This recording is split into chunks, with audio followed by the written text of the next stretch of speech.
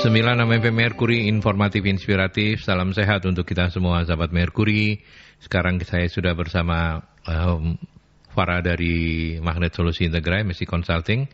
Dan nanti narasumber tamu kita itu adalah Pak Asbid Iman, ya. Tapi saya menyapa Farah dulu. Farah, selamat pagi. Pagi Mas Aldi, pagi sahabat Merkuri. Kabar baik ya, sehat-sehat ya? Alhamdulillah, semoga Mas Aldi dan sahabat Merkuri juga sehat-sehat. Amin, amin. Ya, itu yang paling penting. Hari ini topik kita tentang bagaimana menghindari kesalahan penerapan KPI. Betul. Ya. Dan sementara nanti kita juga tidak hanya berbincang berdua, ada Pak Asbid Iman Sampurno, ya. Betul. Selaku Strategic Management Officer dari PT Jatim Taman Steel Manufacturing, ya, MF begitu ya. Betul. Ya. Dan sayangnya Pak Asbid memang tidak bisa hadir langsung ke studio karena beliau ada kesibukan yang tidak bisa ditinggalkan. Jadi kita masih mencoba untuk menghubungi beliau by phone, ya, Farah, ya. Tapi boleh Farah memulai dulu. Seperti apa diskusi kita hari ini? Hari ini kita mau bicara apa sih? Jadi mungkin perusahaan itu nggak asing gitu ya Mas ya dengan yang namanya KPI ya. gitu. Key Performance Indicator. Benar. Jadi kalau buat kami praktisi HR gitu ya, konsultan yang memang bergerak di bidang SDM, KPI ini salah satu tools gitu Mas Aldi, di mana itu akan membantu perusahaan gitu ya untuk menuntun para karyawannya mencapai tujuan organisasi kayak gitu. Jadi itu yang biasa digunakan oleh banyak perusahaan. Gitu ya. Dan hari ini kita akan uplek-uplek itu KPI betul. Bersama Pak atau Mas Asbid Iman Sampurno. Selamat pagi, Mas Asbid. Selamat pagi, Pak. Ya, boleh dibantu kalau biasanya lebih akrab dipanggil apa? Iman, Asbid? Asbid. Asbid ya, oke. Ya, betul. Baik, sayang tidak bisa hadir ke studio ya, lagi ada persiapan meeting nanti ya? Iya, mohon maaf saya, karena ini kan berkaitan dengan akhir tahun, sedangkan saya juga harus menyiapkan untuk KPI di perusahaan. Oke. Mas Asbid Iman Sampurno ini adalah Strategic Management Officer PT Jatim Taman Steel. Iya, betul. Yang ada di Sepanjang ya. Okay. Kalau ingat nama Jatim Taman Steel itu kakak kandung saya dulu pernah bekerja di perusahaan ini, tapi eranya jauh sama Mas Asbid mungkin. Tapi masih ada ya, bertahan ya berarti Jatim Taman Steel ya. Masih bertahan, Pak. Iya. Mas Asbid udah berapa lama di Jatim Taman Steel? Saya kebetulan Jatim Taman Steel ini adalah salah satu grup juga. Awalnya dulu di satu grup dengan Indoprima. Jadi saya join di Indoprima itu 2013. Terus pindah ke Indospring, terus ke JTS atau Jatim Taman Steel ini 2017 ya. Betul. Boleh cerita sedikit Jatim Taman Steel, apakah memang seperti namanya steel, jualannya memang baja begitu? Betul, dulu Jatim Taman Steel ini berdiri dari tahun 1971. Udah lama sekali, udah tua. Betul. Iya. Sudah 50 tahun. Jadi dulu awalnya perusahaan ini adalah untuk betonizer. Tapi ketika 2008 sudah mulai beralih menjadi menjadi special steel, sehingga Jatim Taman Steel ini satu-satunya di ASEAN yang memproduksi special steel. Oke, special steel itu apa? Pakai telur apa? Pakai apa begitu? Bedanya special steel ini untuk spare part untuk otomotif manufacturing. Oh, gitu ya? Iya. Iya. Untuk apa? Motor, mobil atau dua-duanya? Semuanya, motor, mobil, truk. Oke. Pabrik tetap di Sepanjang ya, Mas ya? Mas, kita ada 2 plant, Pak. Jadi yang pertama di Sepanjang, yang kedua ada di Gresik. Dua-duanya bisa dipakai untuk produksi ya? Jadi produksinya kalau yang di Sepanjang ini kita untuk smelter istilahnya. Jadi untuk castingnya, untuk yang di Gresik itu untuk rolling millnya. Oke. Saya nggak terlalu paham yang disebutin, tapi karena memang ini kan bukan untuk ranah publik begitu, tapi saya bayangkan aja itu pokoknya onderdilnya kendaraan gitulah ya. Iya, betul. Iya. Oke, Mas Asbid, hari ini kita bicara soal KPI. Tadi Anda juga mengatakan sedang menyiapkan KPI sehingga tidak bisa hadir. Filosofi dari penerapan KPI sendiri terutama untuk industri manufacturing seperti Jatim Taman Steel seperti apa ya, Mas ya? Jadi KPI di sini ini harus saling keterkaitan antara satu departemen dengan departemen yang lain. Jadi turunannya itu kalau target KPI itu dari top to bottom, untuk pelaporan dari bottom to top. Gitu ya? Iya. Jadi targetnya itu dari perusahaan, terus nanti turun ke departemen, dari departemen turun ke masing-masing karyawan. Nah kalau filosofinya seperti itu, maka ada sejumlah aspek yang sangat perlu untuk diperhatikan. Nah itu apa saja Mas? Mungkin bisa cerita juga bagaimana kalau di Jatim Taman Steel? Kalau di kami ini kita pakai balance scorecard Pak. Jadi kita ada financial perspektif, terus customer perspektif, terus ada internal proses sama learning and growth. Jadi kalau kaitannya dengan pembicaraan pagi ini dengan human capital, nah itu masuk di ranahnya learning and growth. Iya, oke. Farah mau menambahkan dari apa yang disampaikan oleh Mas Asbit ini? Sebenarnya untuk pendekatan dari key performance indicator itu banyak banget. Banyak banget ya. Salah satunya balance scorecard ini. Iya.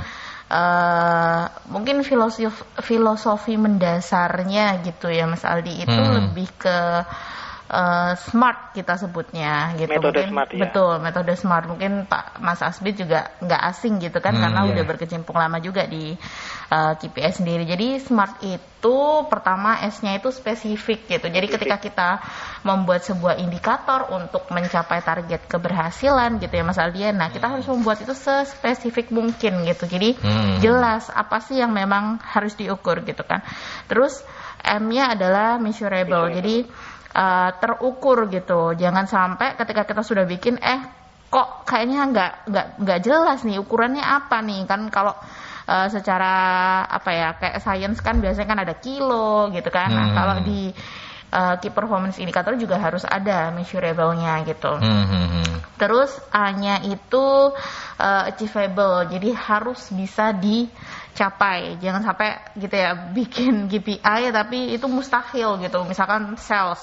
Indikatornya dia harus capai nih 50M. Nah, itu apa A-nya apa tadi?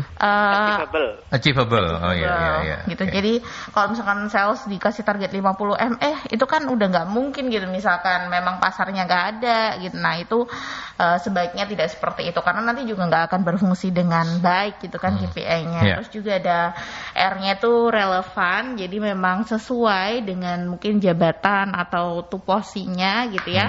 Dan yang terakhir itu time atau time bound itu biasanya memang bisa berbatas waktu atau mungkin bisa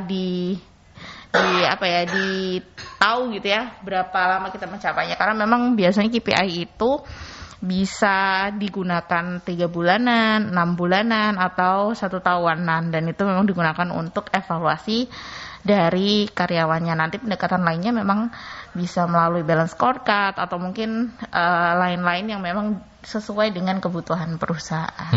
Ya. Kalau saya ke Mas Asbit kembali. Mas Asbit, kalau di Jatim Taman Steel metodenya juga pakai SMART ini ya? Specific, measurable, achievable. Sudah ini dengan tidak asing dengan istilah SMART karena kita di Jatim Taman Steel ini juga ada istilahnya kita ada namanya gugus kendali mutu atau QCC yang biasanya orang sebut atau suggestion system itu kita biasanya menggunakan metode-metode seperti itu. Ya, artinya metode ini sudah bukan sesuatu yang asing begitu ya? Iya, sudah diterapkan. Nah, saya juga ingin bertanya posisi Strategic Management Officer itu bagian dari HRD atau ini divisi yang lain, Mas Asbit? Untuk di Jatim Taman Steel ini berdiri sendiri, Pak. Jadi jadi usernya adalah top manajemen langsung. Oh, iya. Jadi Anda saya dulu juga perangkatnya dari human capital dulu. Dari human capital terus ditarik menjadi strategic management. Strategic management. Jadi Anda ini hanya dalam tanda petik melayani top level ya? Iya, dan juga user-user terkait dengan manajer gitu.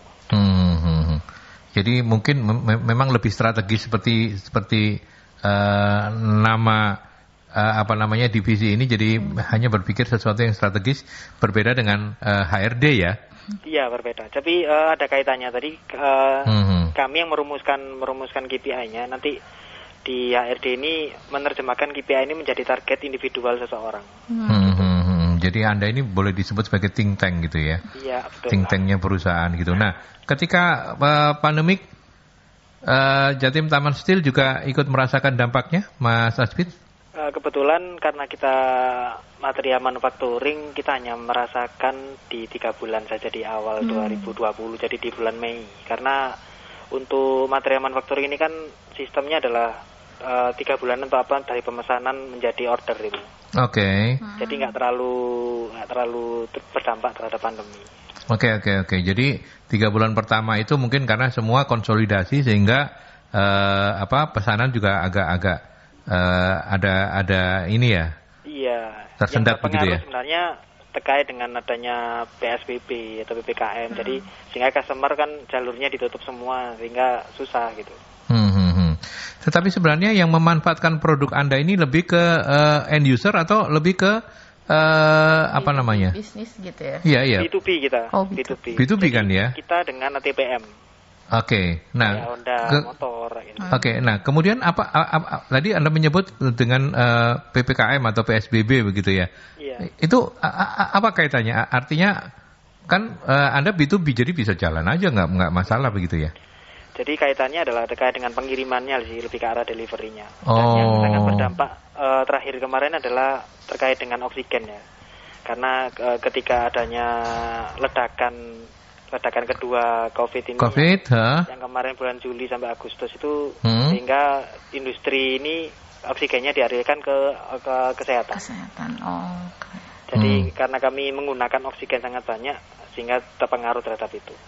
Oh, untuk produksinya ada menggunakan oksigen begitu ya? Iya, betul. Jadi oksigen itu memang mau dipakai kesehatan, mau dipakai industri sama ya oksigennya ya? Bisa.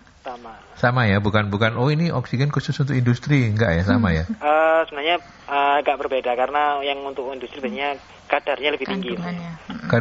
Justru malah lebih oke ya, kadarnya lebih tinggi ya. Oke. Nah, dalam krisis akibat pandemik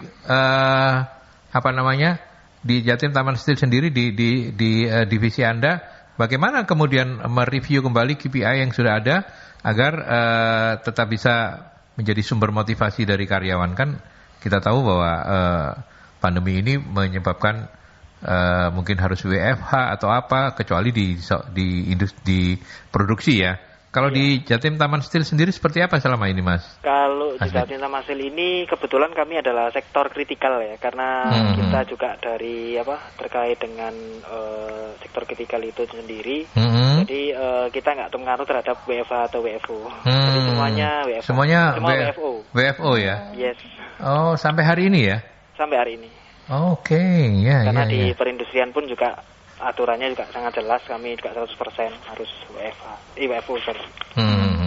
Tetapi artinya dan artinya itu bahwa KPI jalan seperti yang sudah Anda susun sejak awal tahun ya? Iya, kebetulan untuk yang di tahun 2021 ini kami terjadi ledakan yang sangat luar biasa. Jadi untuk penjualannya sangat meledak gitu.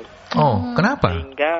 Sehingga karena kan dari bisnisnya untuk ATPM ini di 2020 agak surut, terus di menjelang akhir 2020 menaik lagi tuh. Sehingga di bulan April kami mereview kembali untuk KPI-nya, targetnya ditinggikan. Oke. Untuk revenue-nya. Ya. Kalau boleh tahu secara persentase begitu lebih banyak ke motor atau ke mobil? Kita lebih banyak ke lebih banyak ke truk dan mobil. Truk dan mobil ya. Iya. Dan surprise-nya meskipun pandemi ternyata ATPM itu memesan lebih banyak. Iya. Part dari Jatim Taman Steel. Dan ini khusus untuk mobil-mobil baru atau untuk mobil-mobil yang lama diperbaiki bisa juga ya? Mobil baru lebih ke arah situ. Lebih ke arah mobil baru. Nah, artinya luar biasa Indonesia ini ya. Iya, karena sebenarnya kami pun juga didukung oleh pemerintah karena dengan aturan di 2022 nanti adanya penurunan importasi 35%, kami sangat diuntungkan karena kami adalah perusahaan yang mengantongi sertifikat JIS itu dari Jepang dan juga untuk SNI. Jadi lebih beralih ke kami semua substitusinya. Oke. Ya. Memang cukup banyak bahan-bahan yang harus diimport ya, yang harus didatangkan ya. Iya, betul. Oke, baik. Sebelum saya ke iklan, Farah mau komen dari apa yang dijelaskan oleh oleh Mas Asbi tadi untuk sahabat-sahabat kita industri manufacturing sebagai sebuah contoh di Jatim Taman Steel seperti itu, apa komentar Anda, Farah? Kalau dari sisi saya sih gini Mas Aldi, karena kan tadi kan Pak Asbi atau Mas Asbi juga sudah menjelaskan bahwa ada review nih gitu, karena adanya peak season ya kalau dibilang, walaupun itu memang dampak tidak langsung juga dari pandemi gitu kan. Nah, berarti yang namanya KPI ini gitu ya, itu harus disesuaikan dengan kebutuhan perusahaan gitu. Jangan sampai ketika KPI ini sudah ditetapkan atau disusun ternyata nggak sesuai nih sama kondisi perusahaan saat ini. Jadi memang harus direview kembali secara berkala gitu. Jadi bukan hanya kita buat terus ya udah kita punya nih gitu. Bukan sekedar seperti itu, tapi kita harus ada berkala untuk mereview gitu. Karena contohnya tadi Mas Asbi juga sudah sampaikan bahwa ternyata di akhir tahun itu lagi high season gitu kan. Berarti kan harus harus disesuaikan kembali agar nggak jomplang lah penilaiannya, gampangnya gitu. Oke. Nanti kita akan dalami lagi bersama Mas Asbi dan Mbak Farah, tapi kita break dulu ya. Boleh. Mas Asbi, saya break dulu ya. Oke. Ya, kita ke pesan-pesan dulu, sahabat Merkuri, silakan untuk Anda yang mau sharing-sharing boleh di 031-568-3446 ya. 568-3446, karena yang 562-0096 kita gunakan untuk menghubungi narasumber tamu kita. Saya ke pesan-pesan dulu.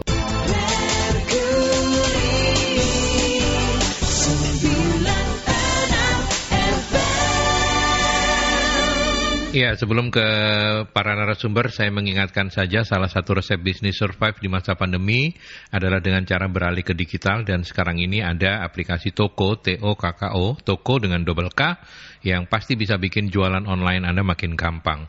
Di Toko, Anda bisa membuat website resmi jualan online dengan cepat, mudah, dan gratis. Toko nggak cuma menyediakan website resmi untuk jualan online beneran, tapi juga membangun komunitas pebisnis online lewat Toko Semesta. Toko Semesta ini adalah sebuah komunitas jualan online UMKM Indonesia untuk menemukan potensi besar bisnis Anda bersama para ahlinya. Nah, saya juga mengundang Anda untuk hadir dalam acara Toko Semesta di Hotel Windham, Surabaya pada tanggal 20 November 2021, atau Anda bisa juga ikut nobarnya di hotel-hotel lain di Surabaya, Malang, dan Sidoarjo. Ramaikan juga Art Installation Photo Competition dari Toko dan menangkan hadiah uang tunai sebesar Rp250.000 untuk 10 pemenang. Ikuti juga kuis Toko Semesta dan dapatkan kesempatan untuk memenangkan uang tunai sebesar Rp250.000 untuk 2 orang pemenang. Informasi lebih lanjut cek Instagram @toko_id atau Anda bisa kunjungi websitenya bit.ly/toko-semesta bit.ly/toko-semesta. Oke, kita masih bersama Farah dan Mas Asbit. Ya, kita lanjutkan kembali Mas Asbit. Halo. Ya, Mas Asbit. Ya, halo. Oke, baik.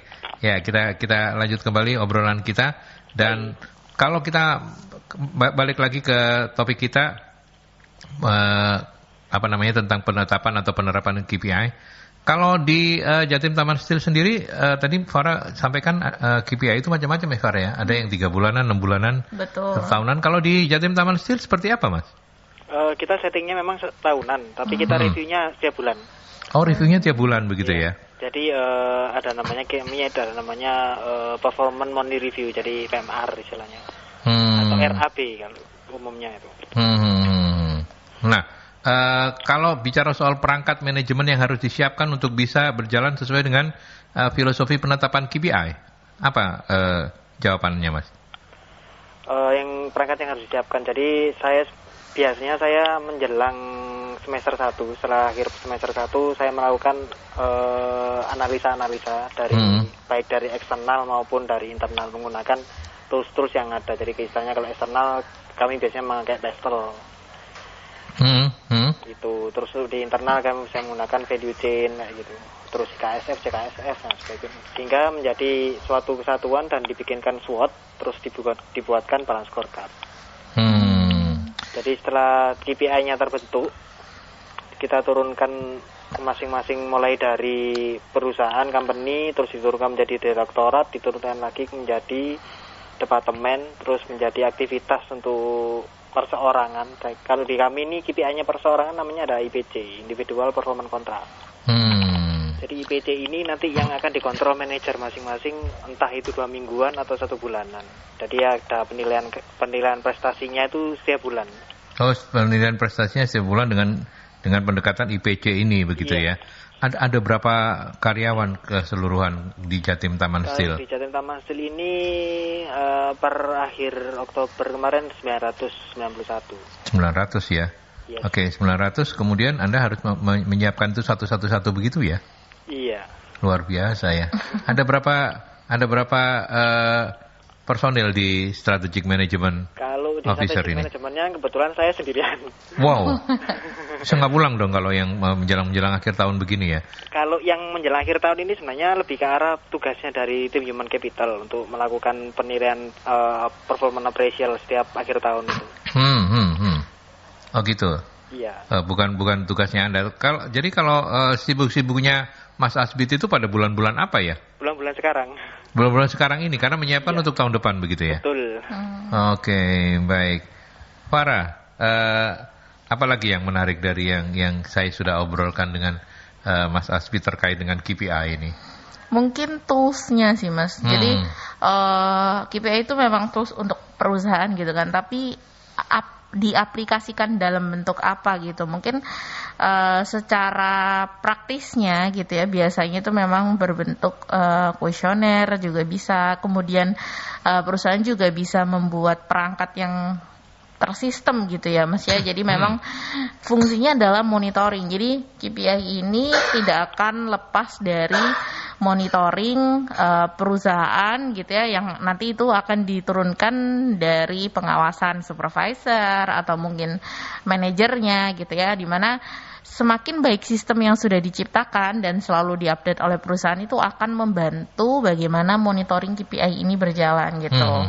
Kalau di perusahaan saya dulu tuh memang bentuknya sih ini ya, report akhir tahun juga, jadi PA, performance appraisal, nanti dia self assessment gitu. Jadi nanti dia dari karyawan sendiri, dari individu dulu, dia menilai dirinya sendiri gitu ya. Jadi memang reportnya tertulis gitu. Misalkan contoh nih ya, saya dulu kan talent acquisition gitu ya, berhasil ngerekrut berapa talent nih tahun ini gitu. Nah itu terreport gitu kan, dengan on time berapa gitu ya, yang nggak tercapai on time berapa itu udah jelas. Nah nanti dari situ reportnya itu akan naik ke manajemen gitu ya, ke manajer saya Mas Aldi. Nah nanti direview. Terus kalau udah nggak oke gitu, misalkan saya dipanggil, Farah sini, ini kenapa kok ditulisnya misalkan kamu nggak ngerekrut 100 kok, kamu coba ngerekrut 90. Nah itu nanti ada supervisi juga dari atasan. Tapi kalau misalkan di tempat-tempat yang memang sudah tersistem dengan baik, itu biasanya memang secara periodik itu ke-record gitu ke sistem, itu lebih mudah untuk melakukan monitoring, biasanya seperti itu. Ya, oke. Ya, sekarang bukan sekarang ya, sudah cukup lama sih. Ada juga KPI, kemudian sempat waktu itu ramai OKR ya. Betul. Objective Key Results ya. Dan sebenarnya kalau menurut Farah, dua hal ini sama atau memang orang ya tergantung fanatisme orang begitu ya. Ada yang tetap mengandalkan KPI, ada yang melihat OKR ini lebih cocok, lebih implementatif karena ada objektifnya jelas, key resultnya jelas. Kalau Farah sendiri tanggapannya apa? Ini agak menyimpang dari topik, mumpung saya ingin menanyakan ini gitu. Tapi nanti kita balik lagi ke topik. Kalau OKR sama KPI itu sebenarnya tujuannya sama ya Mas. Jadi digunakan untuk apa sih ya? Mengukur performance individu gitu kan.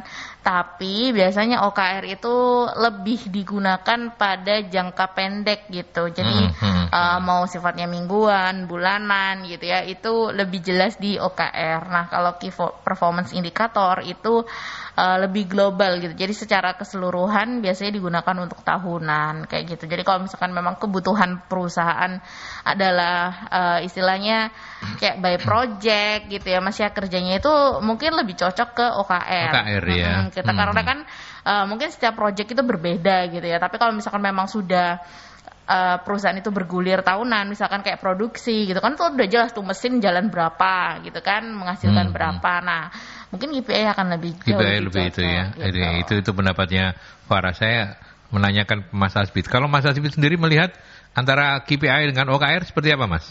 Saya sependapat dengan Mbak Farah. Udah janjian toh? Iya dong. Jadi gimana? Untuk KPI ini memang kalau di tempatnya Mbak Farah dulu yang pekerjaan sebelumnya, kalau misalnya talent acquisition itu harus merekrut berapa orang. Kalau di tempat saya yang di IPC tadi itu menjadi job desk.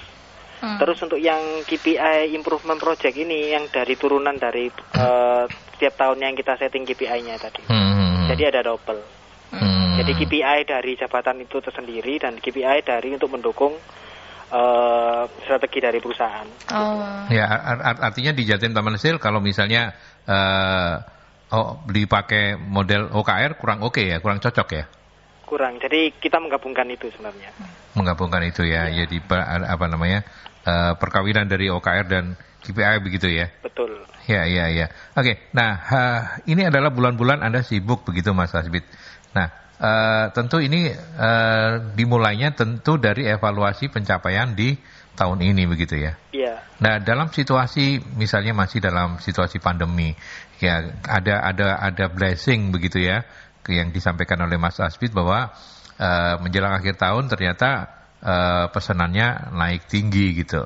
Tetapi meramalkan ini untuk tahun depan kan tidak semudah membalik telapak tangan karena segala sesuatu masih serba mungkin.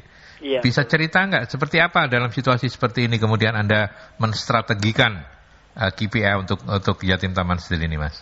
Jadi ya seperti yang saya bilang tadi, kita setiap menjelang akhir tahun kita melakukan analisa baik itu dari eksternal analisis atau internal analisis.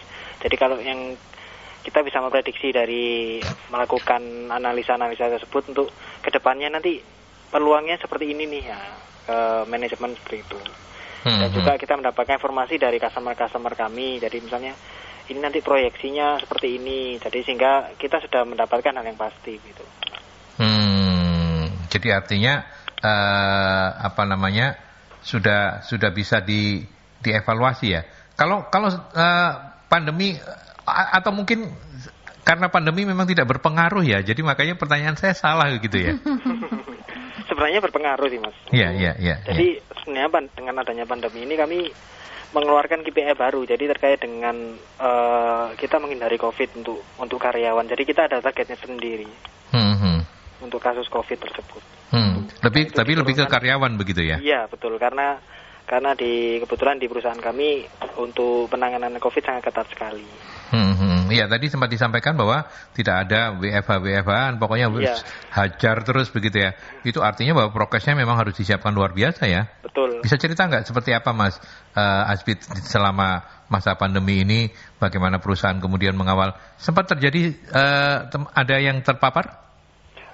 Sempat ada untuk yang lonjakan yang kasus kedua. Kemarin. Nah itu kami juga sempat kewalahan karena banyak yang isolasi mandiri atau apa. Oh iya. Nah itu klasternya dari mana? Dari luar ya berarti ya, bukan di perusahaan ya? Dari luar. Karena di kami ini kita 100% cek untuk secara random sampling setiap bulan sekali, 1 bulan sekali untuk semua diantikan. Dan juga setiap minggu kami juga melakukan survei terkait dengan kesehatan, masuk perusahaan juga harus ada melakukan screening gitu. Ya. Dan sampai hari ini prokes masih sangat ketat di Jatim Taman Hasil, Mas Asbit. Iya masih. Seperti apa mungkin bisa digambarkan bagaimana ya prosedural, orang datang cek suhu tubuh kah atau apa mungkin. Jadi bisa. Kalau mulai dari kita masuk perusahaan ini kita cek suhu, terus kita masuk ke bilik sterilisasi, terus kita juga karena sekarang sudah ada Peduli Lindungi, kami juga memasangkan barcode untuk Peduli Lindungi juga. Terus setiap di akhir minggu kami melakukan survei kesehatan apakah terhadap karyawan masing-masing itu. Terus juga ada share location itu. Jadi untuk menghindari karyawan pergi ke luar kota atau apa. Oh, jadi memang ada ketika pembatasan itu ada aturan yang ketat bahwa karyawan memang tidak boleh meninggalkan kotanya begitu ya? Iya. Ya. Dan kalau misalnya dikata dengan terpaksa harus meninggalkan area domisili atau bagaimana, kembali harus PCR atau antigen. Ya. Dari 900 orang yang sudah divaksin keseluruhankah? Kita sudah seluruhnya. Sudah seluruhnya ya. Ya. Oke, baik. Saya ke Farah. Tadi saya nanya ke Mas Asbit, mungkin memang tidak mendapatkan jawaban karena so far alhamdulillahnya itu Jatim Taman Steel memang kondisinya oke. Jadi membuat KPI untuk 2022 tidak terlalu sulit kata Mas Asbit. Tapi bagaimana dengan manufakturing lain yang mungkin terpukul dalam tanda petik dengan pandemi? Apa yang jadi kesulitannya dan bagaimana kemudian kalau memang ingin merancang KPI kalau tidak berhasil dari berangkat dari data tahun ini? Itu dikembalikan ke ini sih Mas. Jadi ketika perusahaan itu mengalami perubahan besar gitu ya, karena pandemi ini, misalkan yang dulunya WFO terus mungkin 90% udah WFH gitu kan, itu kan banyak sekarang, bahkan kerja itu bukan WFH lagi tapi work from anywhere gitu kan, jadi kita bisa kerja di mana aja. Nah, yang mendukung untuk itu tetap berjalan atau direview hingga sesuai adalah sistem Mas gitu. Jadi banyak banget kemarin beberapa perusahaan yang memang mengalami ini dan saya sempat ikut beberapa webinar gitu ya. Mereka memang lebih ke arah ini sih, mendukung sistem untuk monitoring gitu. Jadi seberapa banyak sistem itu bisa tetap memantau mereka untuk mengerjakan job desk-nya atau target-target kerjanya gitu. Jadi udah nggak basically harus ngantor gitu ya, tapi memang sistem itu sudah mendukung mereka untuk bekerja di mana aja. Lebih ke arah sana. Nah, itu nantilah yang akan kembali untuk mereview KPI-nya dan disesuaikan dengan apa sih yang bisa diukur gitu kan dari pekerjaan yang sekarang mungkin administrasinya sudah berkurang gitu ya, atau hal-hal yang lain yang bisa merubah KPI itu sendiri. Gitu. Iya.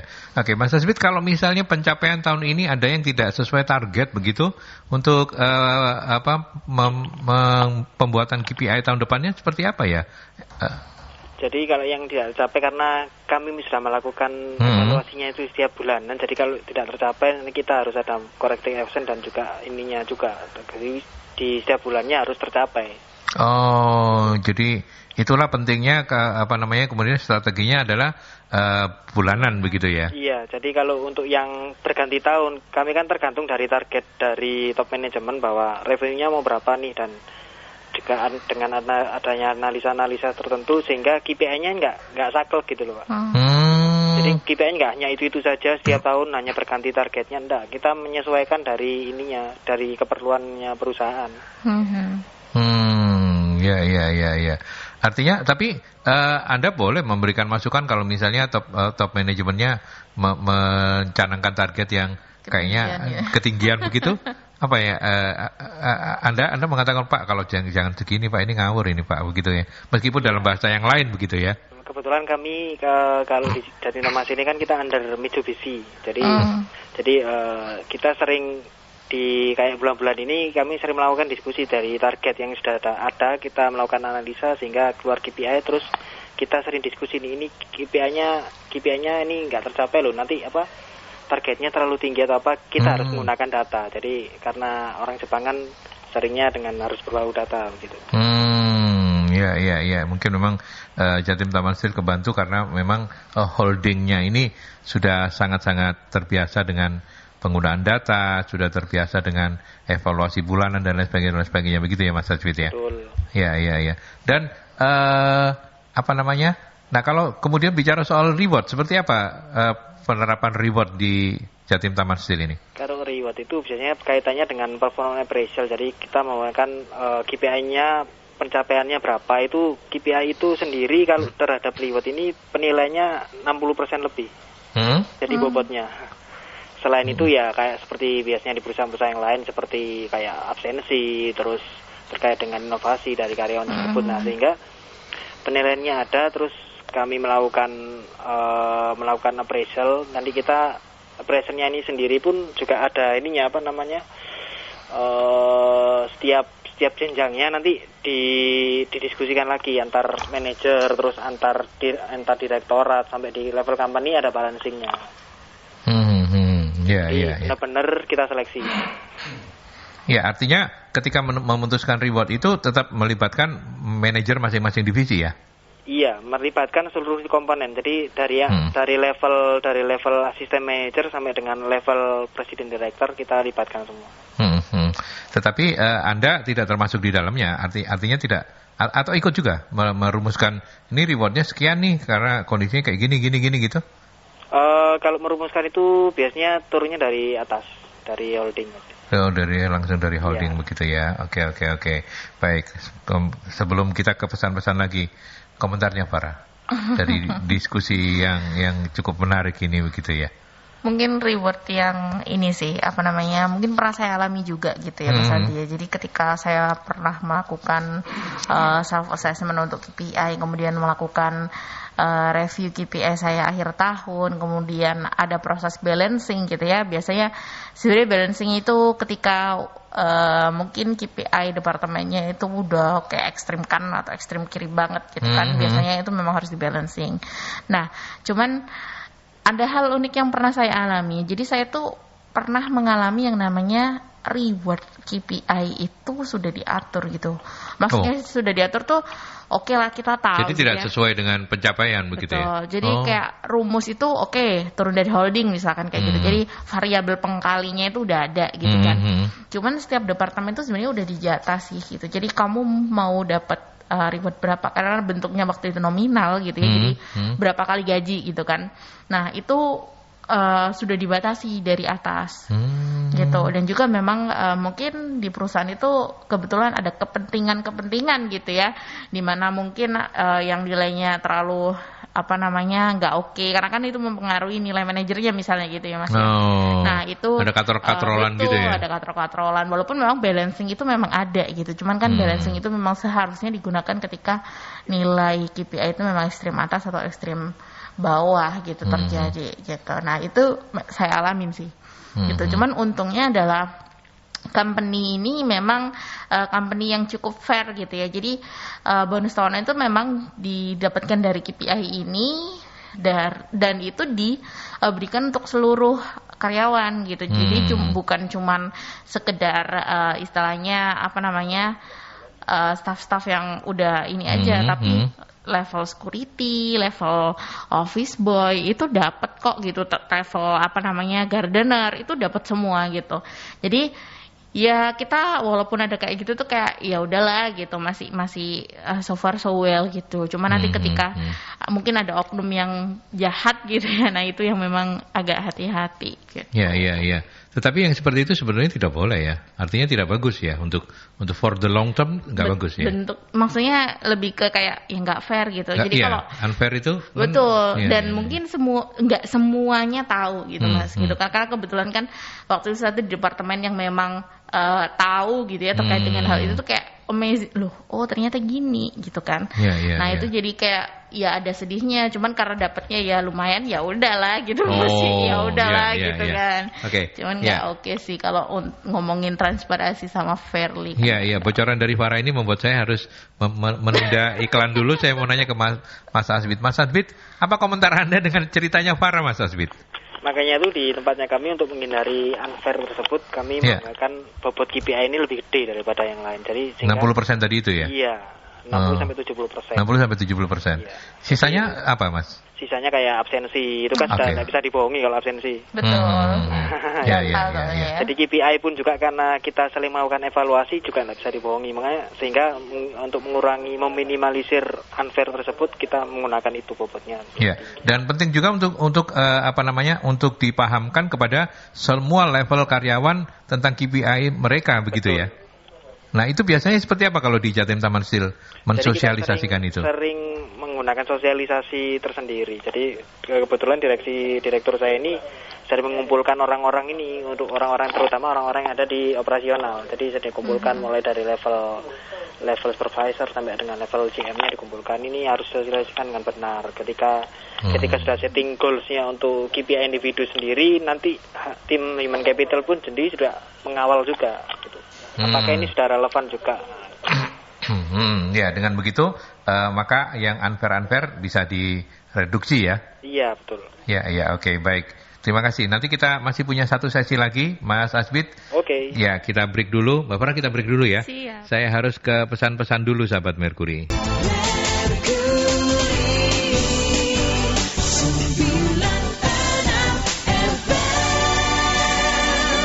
Oke, kita lanjut untuk sesi yang terakhir, masih bareng Farah dari MSI dan juga Mas Asbit dari Jatim Taman Steel. Kita ke pertanyaan dari Pak Hamid, apakah sistem reward bisa meningkatkan loyalitas karyawan? Mungkin bisa nanyakan langsung ke praktisinya, profesionalnya begitu. Mas Asbit, apa pendapat Anda tentang sistem reward? Apakah ini memang bisa meningkatkan loyalitas karyawan? Itu pertanyaan pendengar kami, Pak Hamid namanya. Oke, baik, terima kasih Mas Aldi. Untuk menjawab pertanyaan Pak Hamid ini, sebenarnya kalau kita menggunakan logika, semua orang pasti senang dengan reward ya. Ya, betul. Itu sebenarnya kalau jawabannya simpel seperti itu.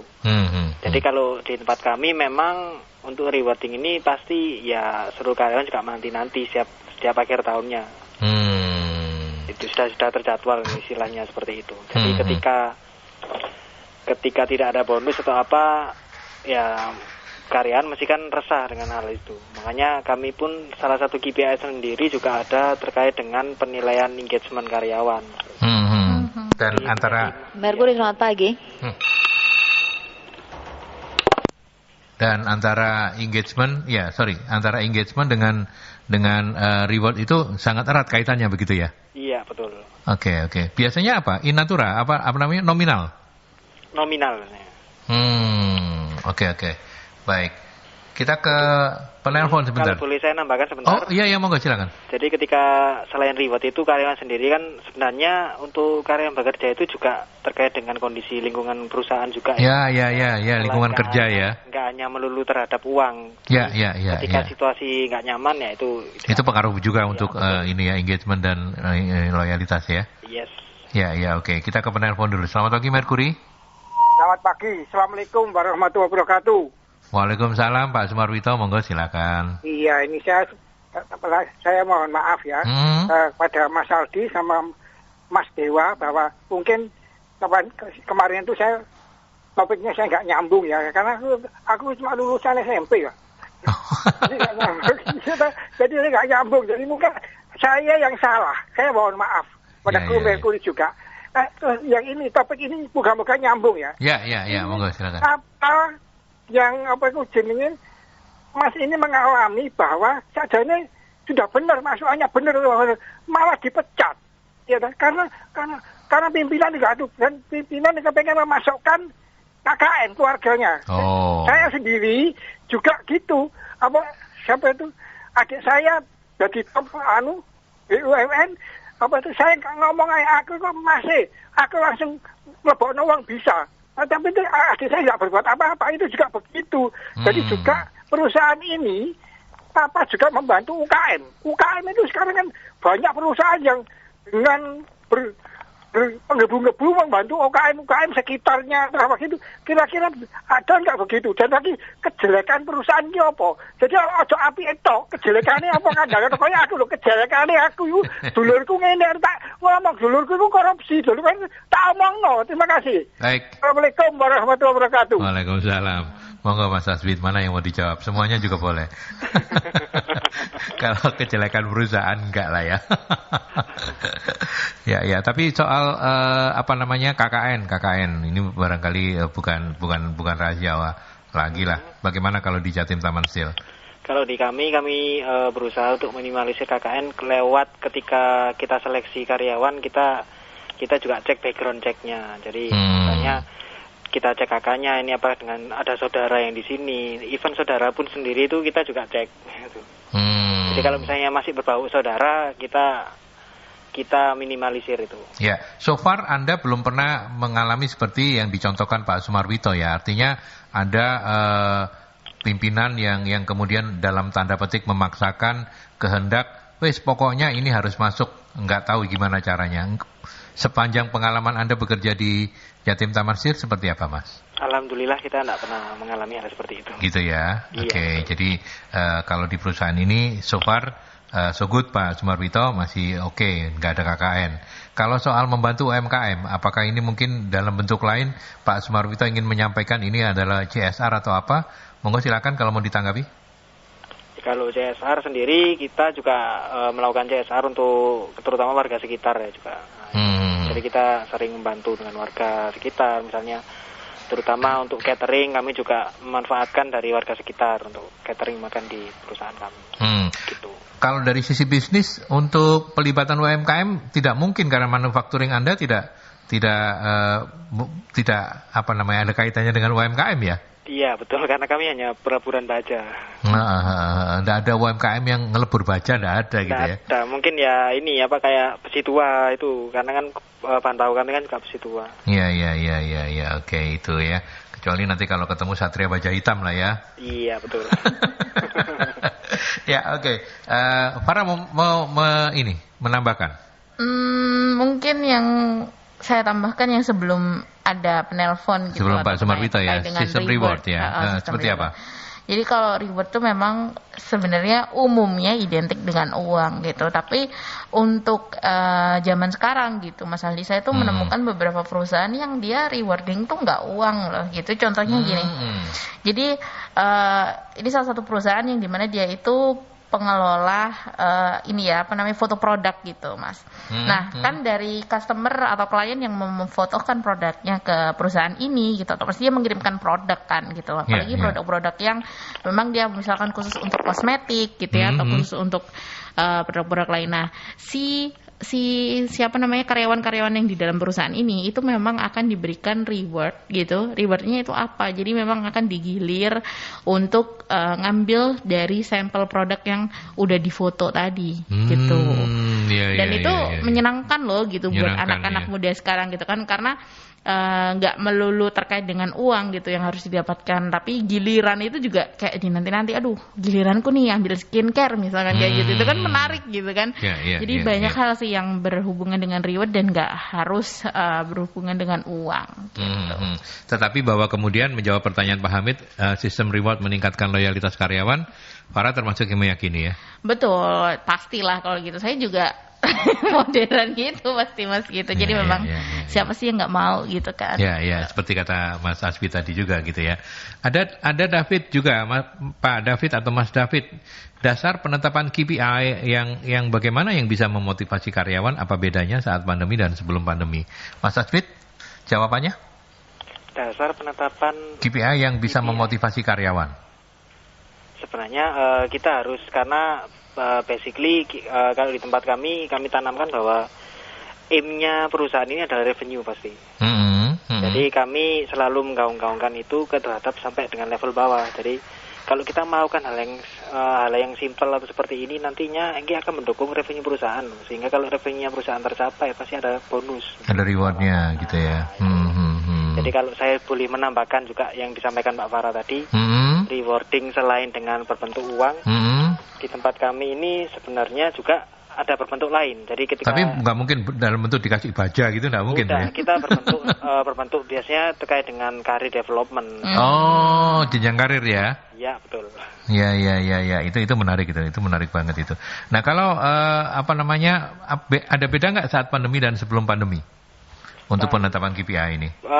Bedanya ya itu tadi yang saya sampaikan di awal tadi. Kalau dulu sebelum pandemi kita agak slow nih, dengan adanya pandemi kami lebih aware lagi terhadap penetapan target-targetnya itu kan.